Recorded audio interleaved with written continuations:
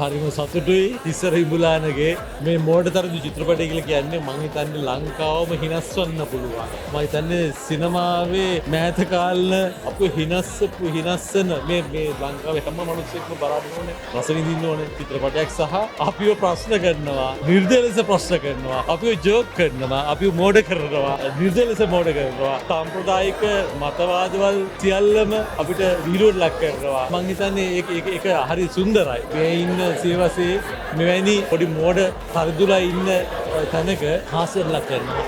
ඒක ඉතාමත් වැදගත් වෙන තලයකට රංගී චිත්‍රපටයක්. මම හිතන්නේ මේ චිත්‍රපටය ලංකාවේ ප්‍රේක්ෂකෝ දැඩි ලෙස වැළඳ ගනිවි. මේක ලංකාවේ වාර්තා පිට වාර්තා වෙන චිත්‍රපටයක් වේවි.